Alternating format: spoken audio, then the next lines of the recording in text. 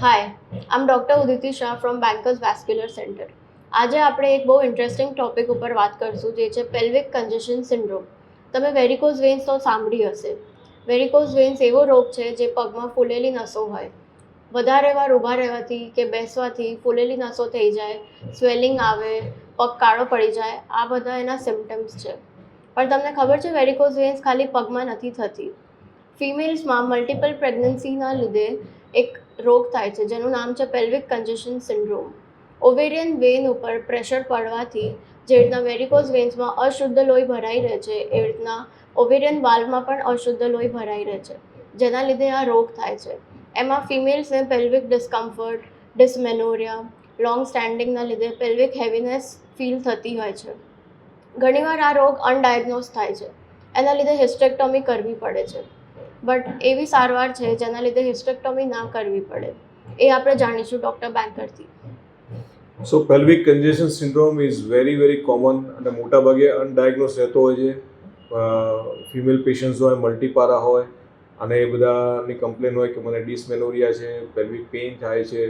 આ બધાને કારણે ગાયનેકોલોજીસ્ટ પાસે જાય અને અલ્ટિમેટલી થોડીક મેડિસિન્સ આપે પણ કંટ્રોલ ના થાય, એટલે અલ્ટિમેટલી ગાયનેકોલોજીસ્ટ એડવાઇસ કરે કે હવે એક કામ કરો, તમે હિસ્ટેક્ટોમી કરાવી નાખો તો એને કારણે આ બધું જતું રહેશે.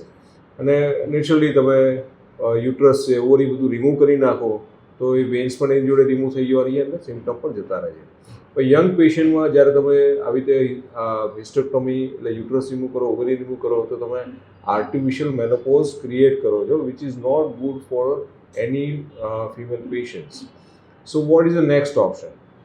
જનરલી આ પેલ્વિક કન્જેશન સિન્ડ્રોમ માટે જે ઓવરિન વેન ડાયલેટેડ હોય, એની અંદર જે ઇમ્પ્યોર બ્લડ લોંગ સમય માટે સ્ટેગ્નન્ટ રહેતું હોય, એ જો લાંબો સમય સુધી અશુદ્ધ લોહી ભરાતું આપણે રોકી દઈએ તો આ ડિઝીઝના સિમ્ટમ આપણે રિવર્સ કરી શકીએ છીએ અને તમારે હિસ્ટેક્ટોમી કે ઓવોફેરેક્ટોમી કરવાની જરૂર પડતી નથી. એક સાદી એન્જિયોગ્રાફિક પ્રોસિજર છે, જેમ આપણે હાર્ટની એન્જિયોગ્રાફી કરીએ એવી રીતે ઓવરિન વેનની એન્જિયોગ્રાફી કરીએ છીએ. અને ઓવરિન વેનની એન્જિયોગ્રાફી કરી અને જ્યાં જ્યાં વાલ્વમાં લીકેજ હોય ત્યાં સ્પેશિયલ માઇક્રોકોઇલ્સ આવે, એ ડિપ્લોય કરી અને રિફ્લક્સને આપણે એલિમિનેટ કરી નાખીએ, જેને કારણે પેશન્ટના પેઇન જતા રહે છે. તો હવે ઘણા બધા પેશન્ટનો ક્વેશ્ચન એવો છે કે આને આપણે કેવી રીતે ડાયગ્નોઝ કરવું. ડિસમેનોરિયા ઘણા બધા ફિમેલ્સમાં હોય છે કે મેન્સ્ટ્રુઅલ પેઇન, વધારે પડતું બ્લીડિંગ થવું અથવા મેન્સ્ટ્રુઅલ પેઇન વખતે એ જ પેઇન તમારા લેગમાં ટ્રાન્સફર થવું. સો આ બધી વસ્તુઓ બહુ જ કોમન છે અને બધામાં પેલ્વિક કન્જેશન સિન્ડ્રોમ હોવો કે હોય એવું જરૂરી નથી. તો આને ડાયગ્નોઝ માટે સ્પેશિયલ કલર ડોપલર ટેસ્ટ આવે છે અને જેમાં ઓવરિન વેન જે હોય એનો ડાયામીટર ચેક કરીએ અને એનો રિફ્લક્સ ચેક કરી once the diagnose confirm then we can proceed for this ovarian vein એમ્બોલાઇઝેશન.